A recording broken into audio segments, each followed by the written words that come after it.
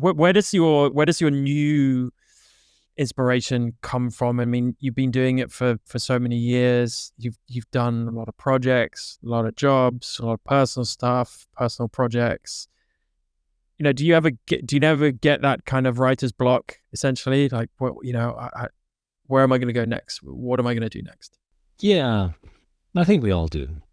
That's normal. I find that happens once a year, but I find that the most refreshing projects I go on are like tourism projects. I think tourism offices have gotten really good at um, building these trips for people like me, for photographers, in a sense that is really, they take a lot of cues from, if you take the example of the video, I just put a new video on YouTube that's about La Marche, the northern region of France, Sure, yeah. that few people go to.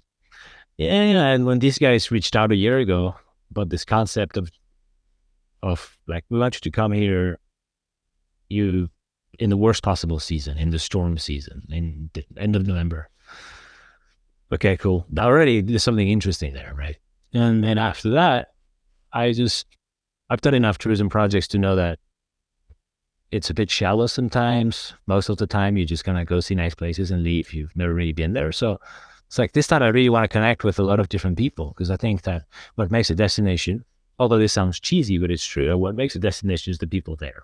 Yeah. So who do I meet? So I really press them for connections to farmers and just people off the land, who lived off the land, who'd have a story to tell, a different point of view, athletes who live there, who've decided to live there, although it's hard for their sport, right? If you're a mountain bike athlete, La Marche doesn't have a lot of mountains, right? You need downhills if you're an MTB athlete. So I was really interested in what made all these people kind of stick around, because the weather is so terrible. I was like, why are you there? So I find that these kind of projects where that's what's most inspiring to me. That's where the inspiration comes from, is in sort of unearthing this perspective shift, right? Like, what's an unexpected thing I can bring to this project? Well, let's meet the people who decide to be there against all odds and when the weather is not cooperating. That is my form of inspiration, is bringing this simple idea, like, what if, or wouldn't it be cool if, insert question there.